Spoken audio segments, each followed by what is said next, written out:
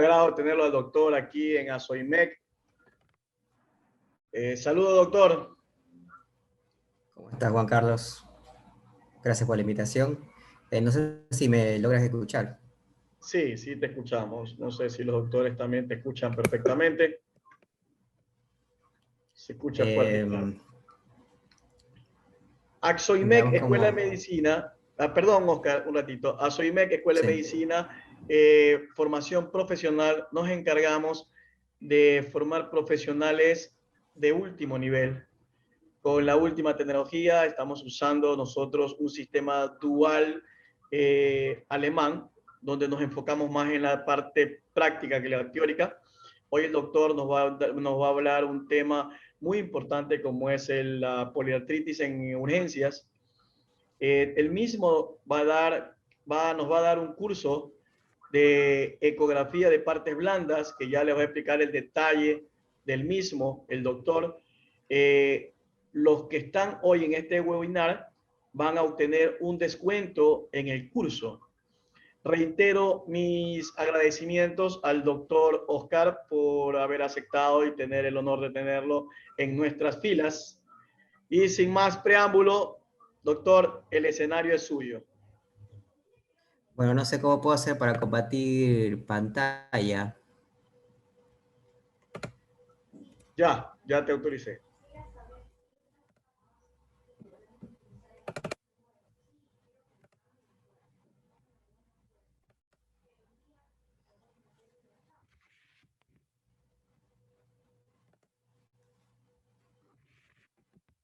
No sé si se puede ver ya la presentación.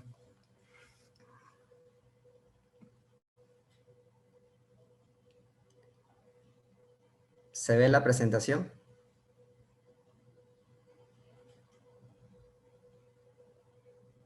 Sí, se ve bien. Bueno, gracias. Bueno, como primera medida, quiero agradecer al comité organizador por la invitación a formar parte de este evento y a los asistentes al mismo. Esta charla está dirigida a médicos en formación, médicos generales y médicos de atención primaria interesados en el aprendizaje de la importancia de la artritis como motivo de consulta en la urgencia. He dividido esta charla en 4 partes. Primero, vamos a ver algunos hallazgos pivotales en el examen físico. Luego, vamos a revisar algunas viñetas sobre el interrogatorio. Pasaremos inmediatamente a revisar algunas sobre las imágenes y finalmente diremos un par de palabras sobre el tratamiento de la artritis en general. El paciente ha ingresado a mi consulta refiriendo, entre otras cosas, que tiene dolor articular. He observado al paciente al estrechar su mano, mientras entra al consultorio, al sentarse, al pararse. El examen físico dirigido comienza en las manos y termina en los pies. Al mirar al paciente, he puesto atención en su fascia. En esta diapositiva observamos de un lado a una paciente. Llama la atención el eritema violáceo que se encuentra alrededor de sus ojos. Este alguna vez puede acompañarse de edema de los párpados y es compatible con eritema heliotropo de una paciente con dermatomiositis. El eritema en heliotropo es considerado un signo patognomónico de esta enfermedad. Del otro lado, vemos un eritema plano con ciertas áreas sobrelevadas en la región malar y cigomática, que respeta el surco nasogeniano. Estas lesiones son compatibles con un exantema malar lúpico que forma parte del lupus cutáneo agudo. Me he puesto atención a la edad aparente del paciente. La edad del paciente permite dividir a la enfermedad articular en 3 grandes grupos. La enfermedad juvenil, que aparece generalmente entre los 16 años, la enfermedad articular del adulto y la enfermedad del geronte, también llamada enfermedad de aparición o de inicio tardía. Al considerar la enfermedad juvenil, un paciente que tiene artritis de inicio juvenil, valga la redundancia, antes de los 16 años puede tener una artritis idiopática juvenil como primer diagnóstico, pero además debo considerar a las enfermedades autoinflamatorias, principalmente la fiebre mediterránea familiar, por ser las más frecuentes. Generalmente esta última suele venir con episodios recurrentes que aparecen por lo menos 2 o 3 cada año. Además, debo considerar las enfermedades lisosomales. Cabe recalcar que las enfermedades lisosomales no producen artritis, pero producen dolor articular y principalmente dolor óseo. es necesario tener en cuenta a las enfermedades lisosomales, no porque generen artritis, sino porque son enfermedades que producen dolor articular, como ya lo acabo de decir, y porque son enfermedades potencialmente tratables con el reemplazo enzimático. Al considerar la enfermedad del geronte, debo considerar a la enfermedad por cristales de pirofosfato cálcico, la polimialgia reumática, el síndrome de RC3P, del cual ya vamos a hacer referencia, la artritis paraneoplásica y la enfermedad o la artropatía amiloidea. Al considerar la anamnesis, debo tener en cuenta 4 aspectos. Primero, la duración de la enfermedad. Toda artritis que dura menos de 6 semanas o que tiene una evolución menor a 6 semanas se dice que es una enfermedad aguda. Toda artritis que dura más, al menos 6 semanas, esto es 7, 8, por arriba de 6 semanas, es una artritis crónica. La distribución de la enfermedad permite dividir a enfermedad simétrica y enfermedad asimétrica. Se dice que una enfermedad articular es simétrica cuando compromete a la misma articulación o las articulaciones del mismo nombre, tanto del lado derecho como del lado izquierdo. También debo considerar si la enfermedad compromete grandes, pequeñas articulaciones, articulaciones axiales que generalmente vienen con dolor lumbar o artritis periféricas. Si el patrón de este es intermitente, es aditivo o es migratorio. Al preguntarme qué tiene mi paciente que consulta por artritis, en general un paciente que tiene artritis que consulta sea a una urgencia o a una unidad de artritis precoz, la mayoría de los pacientes van a terminar teniendo una artritis reumatoidea, una artritis reactiva, una artritis psoriásica y un 42% van a terminar siendo artritis indiferenciada. Esto es, pacientes que tienen inflamación articular y que no alcanzan a cumplir características clasificatorias de ninguna otra enfermedad articular. Menos frecuente es la artritis sarcoidea y un grupo de pacientes van a terminar siendo espondilitis anquilosante, espondiloartritis asociada a enfermedad inflamatoria intestinal o alguna colagenopatía.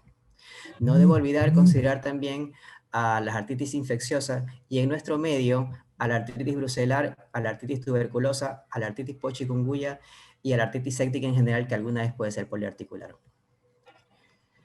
Para hacer referencia sobre la edad del paciente, una artritis de inicio luego de los 40 o principalmente luego de los 50 años. Oligopoliarticular de distribución asimétrica, que aparece principalmente en los miembros inferiores, que inicia súbitamente, que es seronegativa y que no es erosiva y no nodular, puede ser una artritis paraneoplásica. Esta artritis puede estar asociada a cáncer de pulmón en el hombre, a cáncer de mama en la mujer y en ambos sexos a linfomas. El síndrome de RC3PE, que viene siendo un acrónimo para sinovitis seronegativa simétrica con edema que deja fobia. La presencia de manos de boxeador o pies con edema sin causa aparente asociada de artritis debe alertar al paciente sobre este síndrome y la importancia de diagnosticarlo precozmente es que este puede estar asociado a neoplasias también, principalmente pulmón y tracto gastrointestinal en el hombre, así como también mama en mujer y en ambos sexos del linfoma no-Hodgkin. En cuanto a la duración, es importante que toda artritis aguda sea descartada de una etiología viral. Toda artritis simétrica no erosiva, predominio en miembros superiores, en un contexto epidemiológico de viajes a zonas endémicas, usuarios de drogas de uso endovenoso, promiscuidad, o que tenga fiebre, rash y hepatitis, debes levantar la sospecha de una artritis viral. En cuanto a la evolución de la enfermedad, debo saber que cuando un paciente tiene artritis que aparece en forma episódica, puede ser un reumatismo palindrómico. Estos pacientes tienen episodios o brotes de inflamación articular que comprometen por lo menos una articulación con intervalos durante los cuales el paciente está asintomático y deben excluirse además otras patologías como la artritis reumatoidea, las espondiloartritis, lupus, vasculitis, mieloma, las artritis cristálicas, la hidrartrosis intermitente y algunas de la enfermedad de Whipple.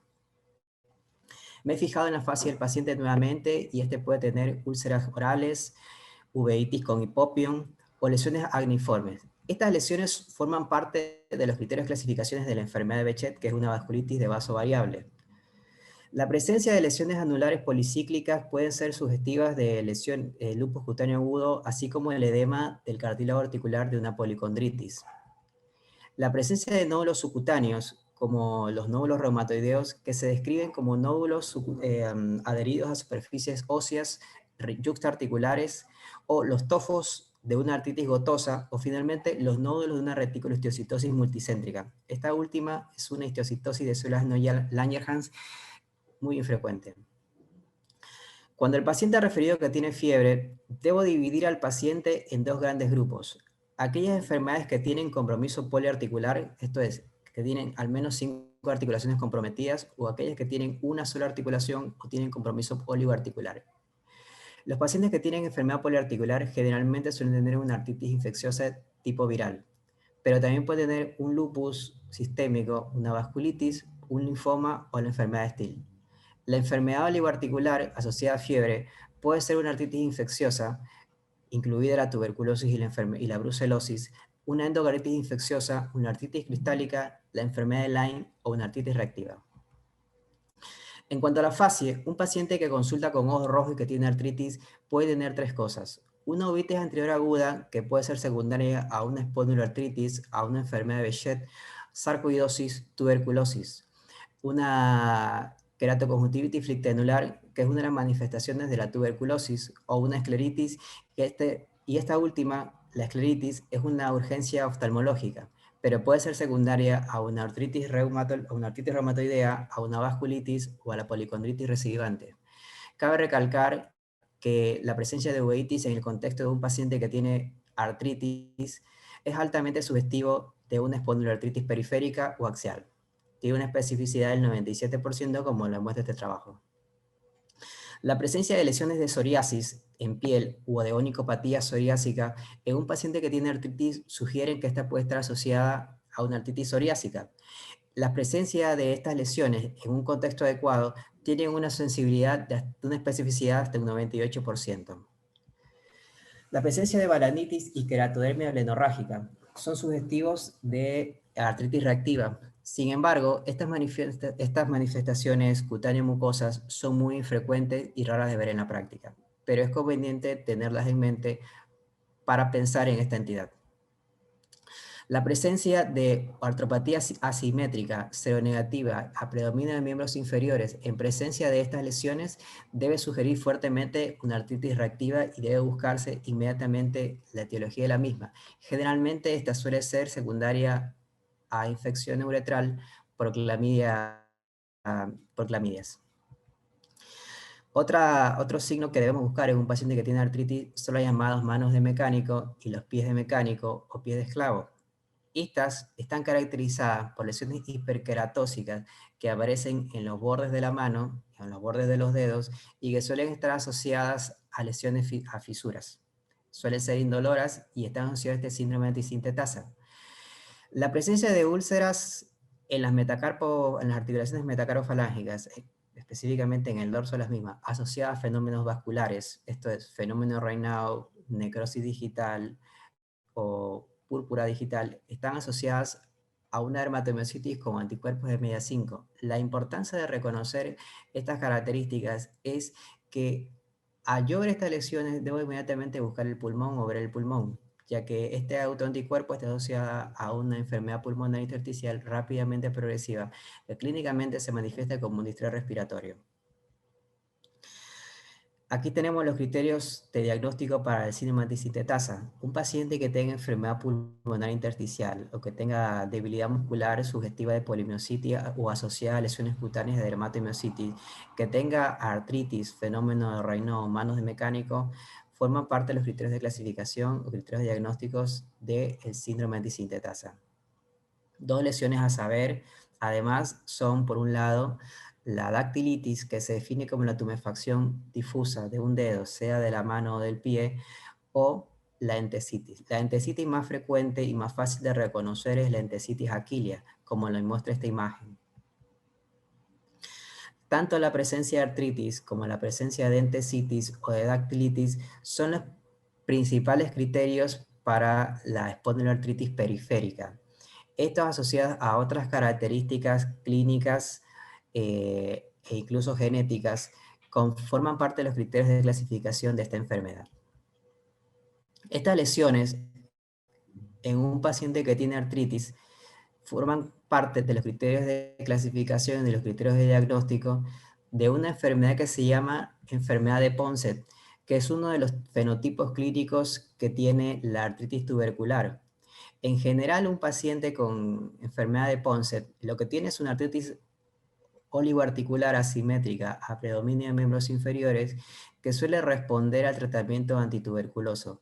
Puede además tener una prueba de Mantoux o PPD positiva o un cuantiferón positivo, por ejemplo, asociado a fenómenos de hipersensibilidad tales como el eritema nodoso, los tuberculitis que acabamos de escribir o la queratoconjuntivitis flitenular que les acabo de mostrar.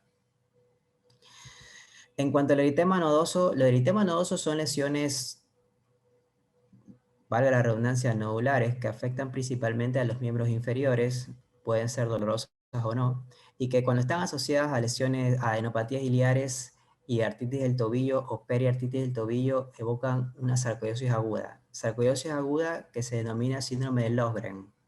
Sin embargo, ante la presencia de estas características es necesario excluir a una tuberculosis, a una micosis o a otras enfermedades granulomatosas. Entiéndase que el diagnóstico de sarcoidosis exige la exclusión de otras enfermedades granulomatosas, incluidas también los linfomas.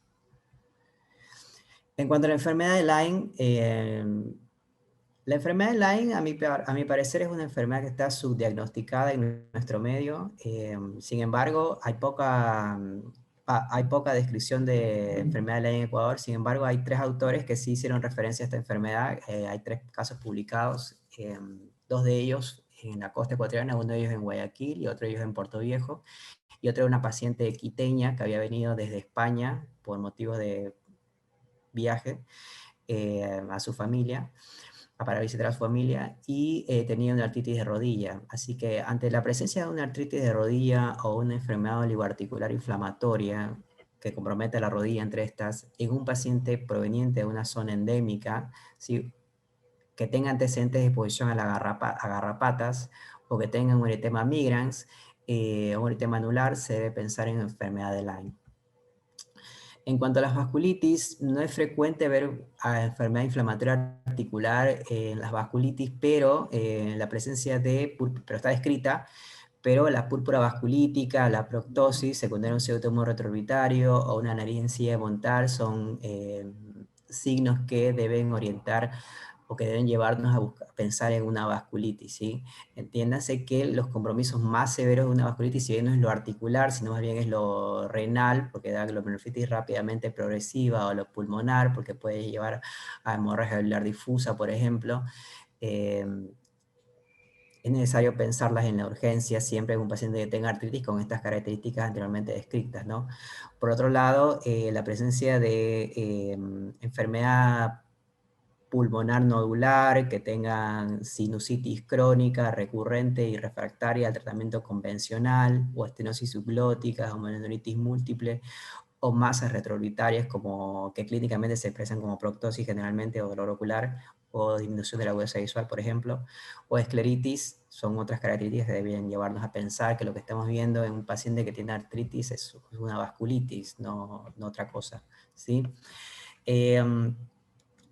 No hay que centrarse en simplemente examinar lo articular del paciente que tenga o lo cutáneo, porque me acabo de esforzar en hacer hincapié en lo cutáneo, sino también en lo pulmonar, ya que la búsqueda sistemática y dirigida de rales velcro en un paciente que tiene artritis debe llevarnos a pensar que estamos ante una enfermedad pulmonar artificial fibrosante, concomitante, que no es raro, es más bien frecuente, ¿sí? Así que bueno, no se debe dejar de ocultar a los pacientes que tienen artritis, ¿sí?, para buscar este compromiso que de hecho viene siendo la principal causa de muerte luego de lo cardiovascular, como ya voy a nombrar. En cuanto a lo cardíaco, se debe hacer hincapié que si bien esta charla está dirigida a hablar sobre lo artrítico, lo inflamatorio, la principal causa de consulta de los pacientes que tienen una enfermedad inflamatoria articular es la cardiovascular, como lo muestra este trabajo, que muestra que la mayoría de los pacientes consultaron por dolor torácico, disnea, crisis hipertensiva, síncope o palpitaciones. Y esta, por un lado, puede ser debida a la aterosclerosis acelerada que tienen estos pacientes, pero por otro lado también a las manifestaciones cardiovasculares de la enfermedad propiamente dicha, ¿sí? Como por ejemplo la miocardiopatía de los pacientes que tienen LES, lupus sistémico, o una granulomatosis con poliangiitis y eosinofilia, ex-Church-Strauss, ¿sí? Que te suele dar una miocarditis eosinofílica que clínicamente es una miocardiopatía restrictiva, o una enfermedad valvular secundaria a un lupus o una neuritis infecciosa que no, en raras ocasiones puede superponerse a una enfermedad autoinmune sistémica con artritis, o una enfermedad coronaria que puede ser debida a un SAF, una trombosis o aterosclerosis acelerada, como acabo de decir, que viene siendo también una complicación de la enfermedad autoinmune sistémica, o una vasculitis coronaria que es una urgencia. O por otro lado, un taponamiento cardíaco, una pericarditis en el contexto de un lupus, una artritis reumatoidea, un Sjögren o una enfermedad de Still del adulto. Una paciente acude a la emergencia con dolor abdominal agudo y refiere que le diagnosticaron artritis. Los médicos de urgencia, al ver los antecedentes de la paciente y al ver el motivo de consulta, pensaron que ella tenía un abdomen agudo en una paciente con una enfermedad reumática. Rápidamente ellos clasificaron al abdomen agudo en 4 grupos: inflamatorio, obstructivo, perforativo y vascular. Dentro del abdomen agudo inflamatorio, el lupus puede dar peritonitis, por ejemplo. El lupus puede dar colicitis acalculosa, lo mismo pasa con la panartritis nodosa, la vasculitis asociada a anticuerpos anticitoplasma neutrófilos, principalmente la granulomatosis con poliangiitis, ex-Wegener. Un abdomen agudo obstructivo que pueda aparecer en el contexto de un lupus, de una esclerodermia, o un abdomen agudo perforativo en el contexto de una vasculitis, una enfermedad inflamatoria intestinal, una perforación gástrica secundaria al uso crónico de antiinflamatorios con glucorticoides, o aquellos pacientes que reciben tocilizumab, que es un antagonista del receptor de la interleuquina 6, siempre asociado a los glucorticoides o a los antiinflamatorios, o una neumatosis intestinal quística secundaria al síndrome de, perdón, a la esclerodermia, ¿sí? O un abdomen agudo vascular secundaria a una vasculitis mesentérica en el contexto de un lupus, una vasculitis, una miopatía inflamatoria, una trombosis venosa en el contexto de un lupus, una enfermedad de Behçet, o un aneurisma inflamatorio de una arteritis células gigantes, o una enfermedad, una arteritis de Takayasu en una mujer joven. Asimismo, al evaluar el laboratorio de la paciente que ha consultado, esta puede recibirnos, el laboratorio puede mostrarnos hipertransaminemia. Esta puede ser secundaria a una hepatitis B, C, como productores de artritis, a una hepatitis autoinmune, que generalmente lo que dan es artralgias, pero los pacientes con hepatitis autoinmunes pueden tener alguna enfermedad autoinmune sistémica superpuesta, principalmente artritis reumatoidea, Sjögren o lupus, o una hemocromatosis, por ejemplo, que per se puede dar artritis. Una enfermedad colestásica con ictericia, coluria, acolio, hipocolia, hepatomegalia, entonces prurito, nada más, elevación de las bilirrubinas, fosfatasa alcalina y la GGT, que pueden ser, traducir que esta paciente tiene una cirrosis biliar primaria, que puede dar artritis per se, pero también puede estar superpuesta a alguna otra enfermedad autoinmune sistémica, principalmente el Sjögren. Una conitis esclerosante primaria en el contexto de una enfermedad inflamatoria intestinal que produce artritis, ¿sí? O un paciente que tiene artritis y que tiene antecedentes de diarreas crónicas o síndrome de mala absorción, y este puede ser secundaria a una artritis enteropática de una enfermedad inflamatoria intestinal, una enfermedad celíaca, una enfermedad de Whipple, una colitis linfocítica o colágena, por ejemplo, una tuberculosis o una amiloidosis, ¿sí? Por otro lado, la palpación del abdomen puede mostrar a veces esplenomegalia, y esta puede traducir que este paciente tiene un síndrome de Felty, que es una de las manifestaciones extraarticulares de la artritis reumatoidea, o un linfoma, que nosotros sabemos que una de las complicaciones que tienen las enfermedades autoinmunes sistémicas, sobre todo el síndrome de Sjögren, es el linfoma. Este último, síndrome de Sjögren, tiene hasta un 20 veces más riesgo que la población general de tener un linfoma. Es una lesión de células granulares que suele asociarse a artritis reumatoidea, y valga la aclaración que este tipo de leucemia generalmente se asocia a enfermedades autoinmunes sistémicas, principalmente la artritis reumatoidea, como acabo de decir, a una enfermedad de Still o un síndrome de Sjögren. La presencia de linfadenopatías, que puede traducir un lupus, una adenitis lúpica, un síndrome de Sjögren, una sarcoidosis, un Still, lo mismo con el linfoma o la enfermedad de las cadenas pesado de enfermedad de Franklin, que es una enfermedad rarísima, pero la traigo a colación debido a que este trastorno, esta gamapatía, suele asociarse a enfermedades autoinmunes sistémicas, principalmente la artritis reumatoidea. En general, la enopatía es un paciente que tiene una enfermedad autoinmune sistémica, histológicamente suele tratarse de una hiperplasia folicular linfoidea. Por otro lado, nosotros los reumatólogos no queremos que el médico general simplemente diagnostique artritis a todo paciente que tiene artralgias, sí, que sí es importante que las tenga en mente, sino que también queremos que vea a aquellos pacientes que tienen dolor articular y que a esos pacientes justamente, en esos pacientes identifiquen quiénes son aquellos que tienen mayor riesgo de pasar o progresar hacia una artritis reumatoidea.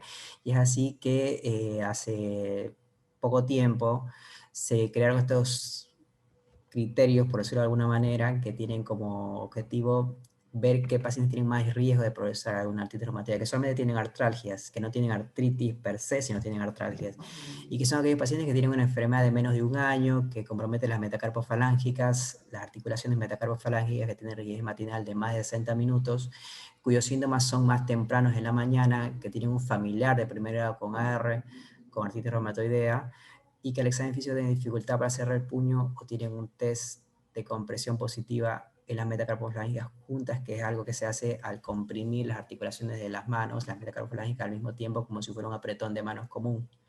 La presencia de al menos 4 de estas características predice con una especie del 90% el progresión de artritis reumatoidea en un seguimiento a largo plazo. ¿Sí?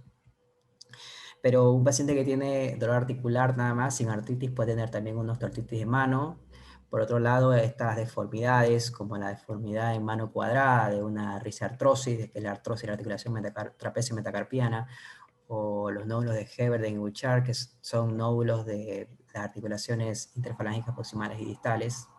Además, se debe considerar la hiperlaxitud, como lo muestra este trabajo, de pacientes que habían consultado a una clínica de artritis temprana. Hasta un 8% de los pacientes que consultaron por dolor articular lo que tenían un síndrome de hipermotilidad, y para esto podemos recurrir a hacer estas maniobras.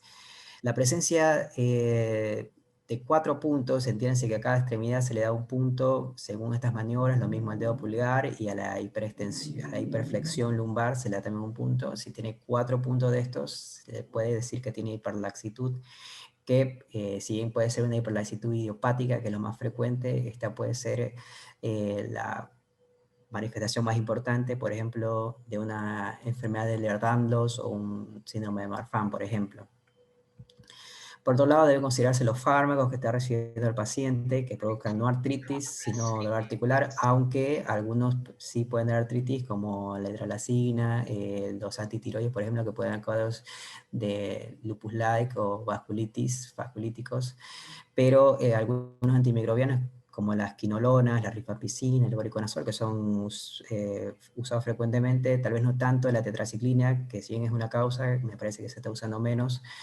Lo mismo pasa con los antidiabéticos orales o algunos quimioterápicos, los inhibidores del checkpoint, que son drogas que se utilizan más que todo en la oncología, y no estoy al tanto de qué tanto se estén usando ahora en Ecuador, pero acá se están usando con cierta frecuencia, y algunas drogas psicotrópicas. Por otro lado, debemos también considerar la osteoartropatía hipertrófica con los dedos en vidrio de reloj, ¿sí? Y los dedos en palillo de tambor, que pueden ser la manifestación de un tumor pulmonar o de alguna enfermedad pulmonar. Siempre que yo veo estas manos así, debo ver el pulmón y el corazón a un paciente. Bueno, no podemos dejar de hablar de un tema de actualidad, que es el SARS-CoV-2, que según esta revisión se asocia a 4 manifestaciones principales: la artritis viral, como dije anteriormente, describí sus características, la artritis reactiva, una artritis postinfecciosa, y el lupus sistémico por SARS-CoV-2. Por otro lado, no es mi objetivo hablar todo el laboratorio inmunológico, porque eso sería demasiado, pero sí recordarles que ahora tenemos una nueva clasificación para los anticuerpos antinucleares, que se deben medir por inmunofluorescencia indirecta, el método, en un sustrato que son células HEP2, y se deben reportar así. Estos 4 patrones, o es negativa o es positiva, y si es positiva, si es un patrón nuclear, si es citoplasmático o si es de uso mitótico, y después si es un nuclear homogéneo, si es un nuclear granular, si es un nuclear centromérico, etc. Debemos exigir que se reporten de esa manera. Y siempre ponemos una fluorescencia indirecta. Si bien se pueden medir por ELISA, el gol estándar es la fluorescencia indirecta. Saber que un paciente puede tener algunos autoanticuerpos con un ANA negativo, como es el caso de los anticuerpos anti-Ro, los anticuerpos anti-Jo1, que estos pueden ser positivos en presencia de un ANA negativo, así que recordar eso. Por otro lado, no es raro que los pacientes acuden a la consulta refiriendo a artritis o dolor articular y han sido diagnosticados de artritis reumatoidea porque tienen un factor reumatoideo positivo. No debe pasar eso, porque el factor reumatoideo, peor si es por látex, el factor reumatoideo generalmente debería medirse mediante nefelometría o mediante inmunoanálisis por ELISA fundamentalmente, y debe analizarse en un contexto adecuado. No dolor articular, si bien el factor reumatoideo predice la progresión hacia artritis reumatoidea, debe haber artritis para decir que tiene artritis reumatoidea, y por otro lado, debe buscarse que la enfermedad sea erosiva o que al menos tenga un anticuerpo antipéptido citrional positivo, ¿sí? Si no tiene artritis, directamente lo que tiene son artralgias, o este paciente tiene riesgo de progresar a una artritis, es una preartritis, por decirlo de alguna forma, o tiene alguna otra enfermedad que puede darse factor reumatoideo positivo, que son varias aparte, o simplemente es un adulto sano que tiene un test de factor reumatoideo positivo sin ninguna enfermedad subyacente. En cuanto a la radiografía pues, nos aporta muchas veces pistas diagnósticas, como lo muestra esta imagen, que muestra osteólisis y erosiones de la articulación interfalángica distal en un paciente que tiene artritis psoriásica. Siempre se debe pedir pares y en proyección frente de ambas manos y ambos pies, por lo general, ¿sí? O este paciente tiene una artritis de rodilla y que al hacerle esta radiografía mostró estas calcificaciones del menisco, no sé si las alcanzan a ver, y esto es muy sugestivo de enfermedad por depósitos cristales de pirofosfato cálcico.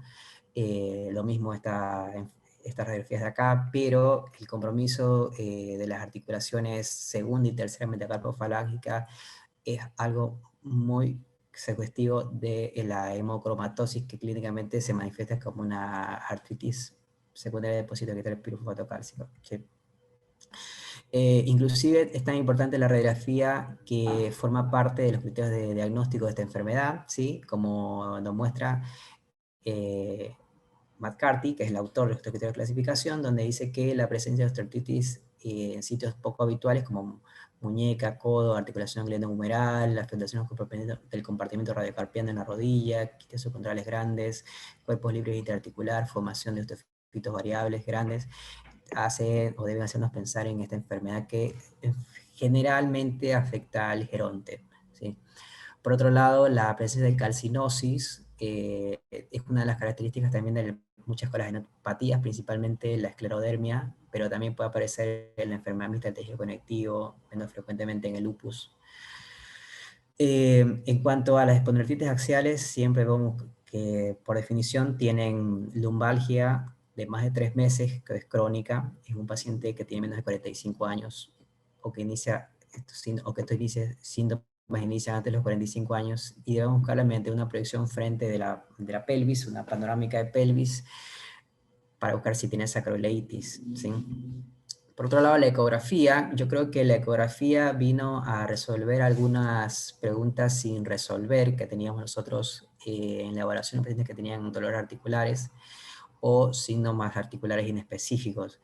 Por ejemplo, la presencia de alguna menos una entesis, y entiéndanse que una entesis es la zona del hueso donde se inserta un tendón, un ligamento o el músculo, o la cápsula sinovial también. La presencia del señor Power Doppler, en esta imagen que muestra el codo, la presencia del señor Power Doppler habla sobre una espondiloartritis, ¿sí? Así que ante la sospecha de una espondiloartritis, hacer una ecografía dirigida a buscar señal de Power Doppler o erosiones en las entesis, muchas veces nos puede ayudar en el diagnóstico. Si bien no hace el diagnóstico per se, es algo que nos orienta a pensar que lo que estamos viendo es una espondiloartritis y no otra cosa. Asimismo, la ecografía llegó también a ayudarnos a discernir si lo que estamos viendo es en un contexto de una enfermedad erosiva, si lo que estamos viendo es una artritis psoriásica, una R precoz, una gota, ¿sí? Y la presencia de erosiones grandes en la segunda y quinta metacarpofalángica y quinta metatarsofalangica en el pie, en el cúbito distal, es altamente específico de esta enfermedad. Así que ante un paciente que tiene artritis que puede ser inicialmente clasificada como una artritis diferenciada, la presencia de erosiones demostradas mediante ultrasonido, mediante ecografía, pueden llevarnos a decir que lo que tiene es una artritis reumatoidea, por ejemplo, seronegativa y no otra cosa, ¿sí? Creo también que la ecografía nos sirve en el paciente que sospechamos que tiene una artritis gonocócica, que es aquel paciente que está febril, inflamado, que tiene un exantema petequial, que tiene un exantema pustular, que al hacer una ecografía de las manos tiene una tenosinovitis de los extensores. Eh, Fíjense en esta imagen, ese halo hipoecoico alrededor de los tendones extensores, y esto estamos viendo el carpo. Y esto nos debe hacer pensar en una artritis, en una infección gonocócica diseminada, y nos habilita a iniciarle, por ejemplo, ceftriaxona a este paciente para tratarlo, ¿no? Por otro lado, también nos sirve para el diagnóstico de gota, la presencia de tofos, el signo del doble contorno, los agregados hiperecoicos o erosiones, hablan de una artritis gotosa, ¿sí? Una artritis aguda. Por ejemplo, la presencia de calcificaciones o estas imágenes hiperecoicas en el cartílago hialino, en el cartílago fibroso de los meniscos, el signo del cielo estrellado o calcificaciones tendinosas en el contexto de una enfermedad para pirofosfato cálcico. Pienso que la ecografía nos ayuda justamente en ese paciente que no tiene un diagnóstico claro, que tenemos dudas de lo que tiene, muchas veces puede resolvernos la duda diagnóstica. Inclusive la ecografía forma parte de los criterios de clasificación para la polimialgia reumática, donde un paciente que tiene 50 años o más, con dolor bilateral de ambos hombros de menos de 2 semanas, que tiene evidencia de inflamación sistémica, que tiene una PCR alta, una velocidad de sedimentación elevada, que tiene al menos un hombro con bursitis o acromio deltoidea, o una sinovitis glenohumeral, o una tenosinovitis bicipital, pues debe llevarnos a pensar que lo que estamos viendo es una polimialgia reumática. Así que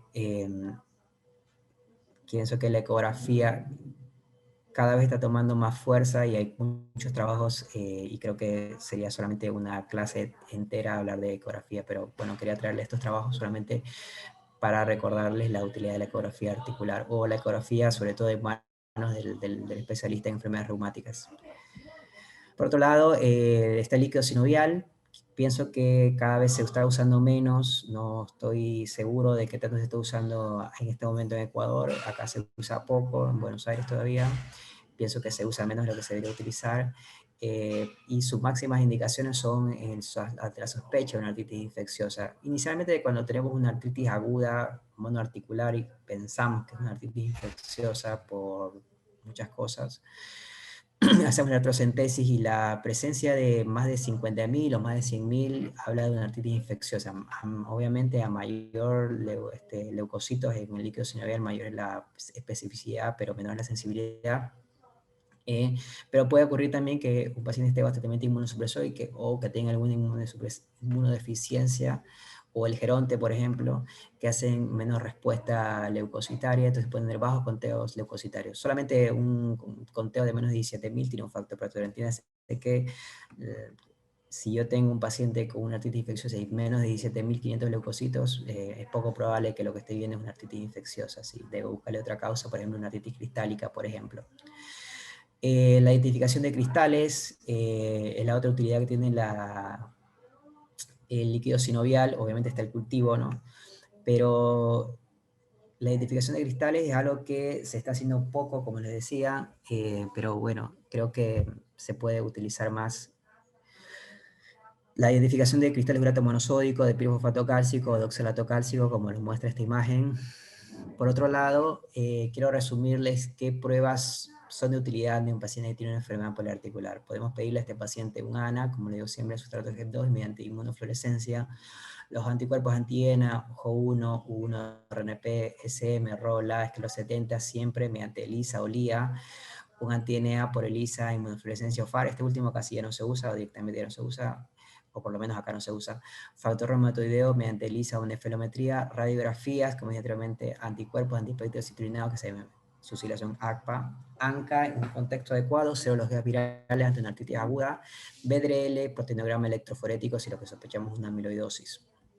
Y si la artritis oligoarticular, siempre hacer cultivo de uretra para Clamidia trachomatis y Uroplasma urolíticum, aunque el paciente esté asintomático, cultivo de exudado cervical para Clamidia trachomatis y Mycoplasma hominis, aún en paciente asintomática, cultivo ese solamente si el paciente tiene diarrea, asto, para artritis reactiva, post-estreptocócica, que se ve en la enfermedad juvenil más que todo.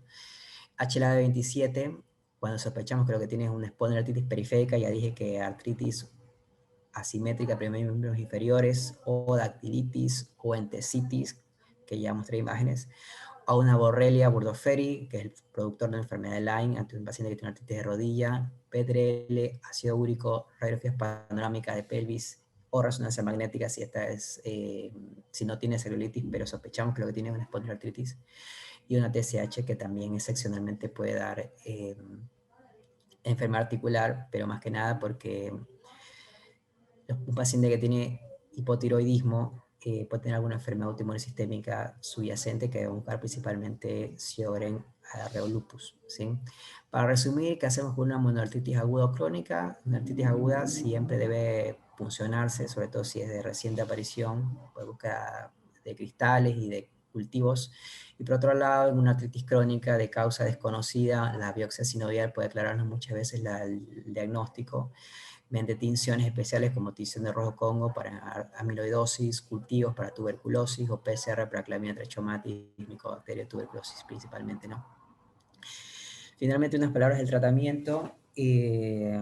Tras esta guía, que encontré como la más actual, es una guía de la sociedad del grupo francés de enfermedades infecciosas articulares, y recomiendan que ante la sospecha de una artritis infecciosa se debe iniciar cefazolina, y solamente en aquellos pacientes que estén gravemente enfermos se debe utilizar concomitantemente un aminoglucósido o ante la sospecha de un enterococo o una pseudomonas aeruginosa concomitante. Para hablar un par de palabras sobre la artritis reumatoidea, recordar que si bien no quiero que incentivar el uso indiscriminado de drogas inmunosupresoras, puede haber un uso de glucocorticoides en la urgencia, y más bien lo que quiero es incentivar que los médicos deriven a los pacientes que consultan por enfermedad articular inflamatoria, que no sea una artritis infecciosa obviamente, que requiere internación, que derive a estos pacientes a un especialista en enfermedades reumáticas. En general siempre iniciamos DIMAR como drogas de primera línea, ¿sí? Y para hacer esto se requiere hacer una evaluación previa de las infecciones en las que ya podido estar expuesto este paciente. Se debe hacer una evaluación infectológica previa, que generalmente la hace el especialista en enfermedades reumáticas. Y por otro lado, se debe vacunar también a los pacientes antes de iniciar estas drogas, dentro de lo posible, antes de iniciar el DIMAR. Como dije anteriormente, metotrexate, leflunomida o sulfasalazina son las opciones. Algo similar pasa con artritis psoriásica, donde las drogas de primera línea, el DIMAR de primera línea es el metotrexate. Bueno, gracias por su atención. Quedo a la expectativa de algún comentario o pregunta acerca de la presente charla.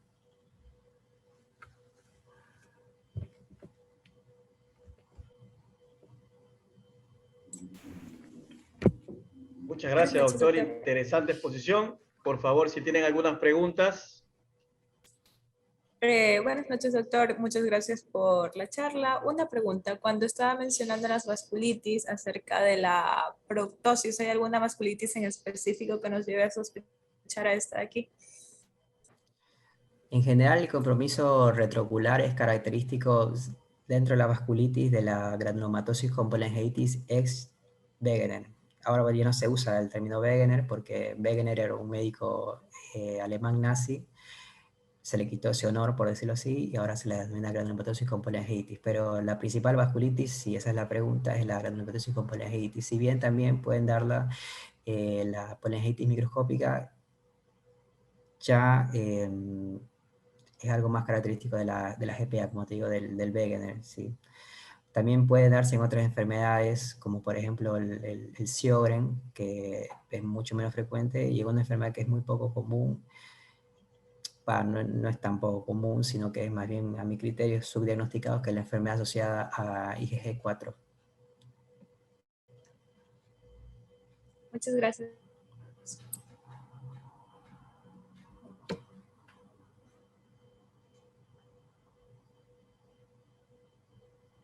¿Alguna otra pregunta, doctores?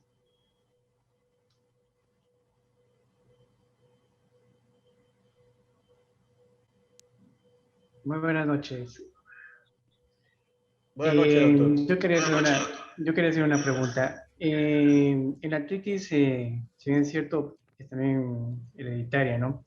¿En qué momento podemos hacer la pesquisa para empezar a tratar esta clase de pacientes que ya sabemos que ya vienen de familia y presentan ligera sintomatología a nivel articular o ya sea una monoartritis o una poliartritis?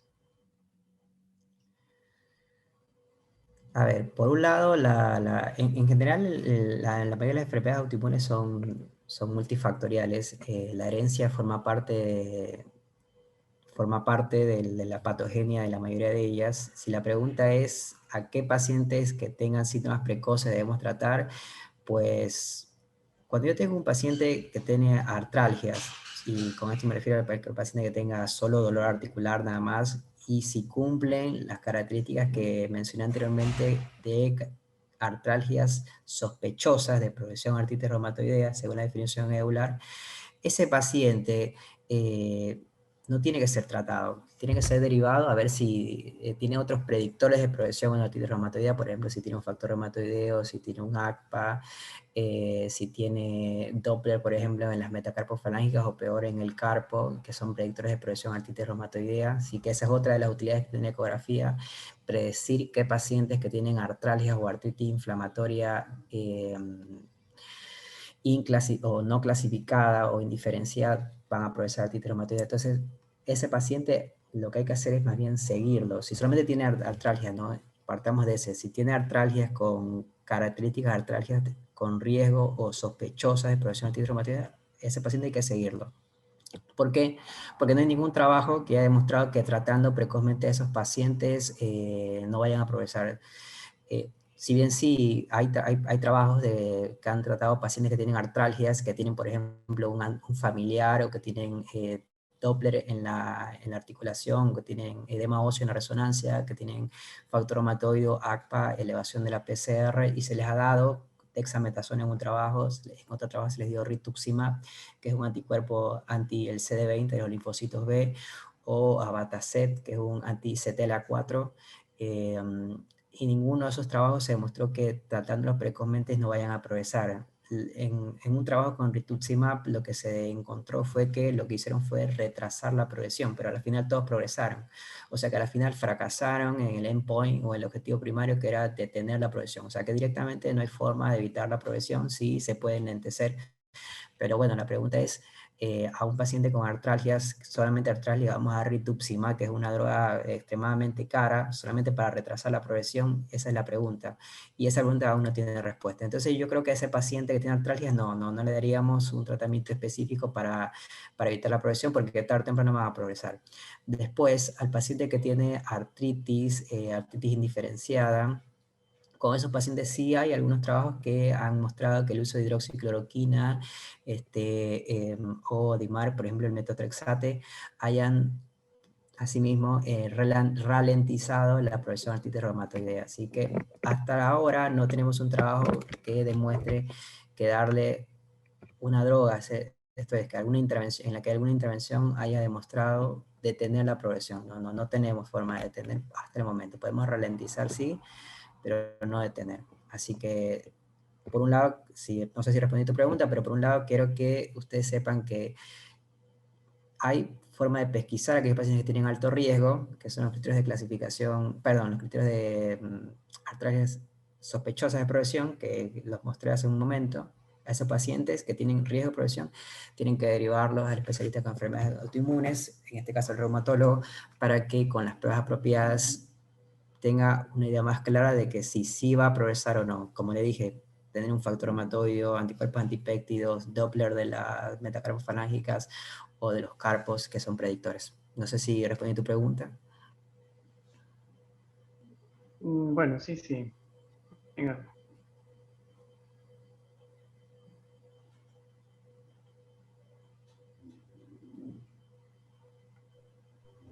Doctores, ¿tenemos alguna otra pregunta para el doctor Oscar?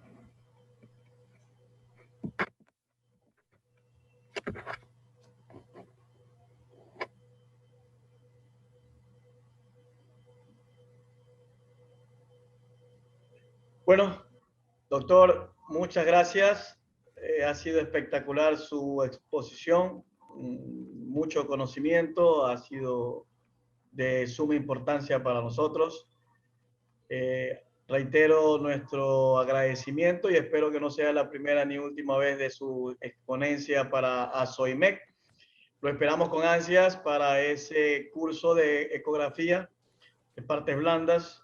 Ya le pasaremos los temas en detalle a cada uno de los doctores. Y sin más, muchas gracias, doctor, a los doctores por haber asistido. Estén atentos de la página de ASOIMEC, donde se brindan varios cursos de especialidad para ustedes con la mejor calidad y con los avales del Colegio Médico, Universidad de Guayaquil, la CETEC, que es Ministerio de Trabajo. Muchas gracias a todos. Doctor, muchas gracias. Buenas noches. Bueno, gracias por la invitación, me despido. En otro momento nos veremos seguramente. Gracias, doctor.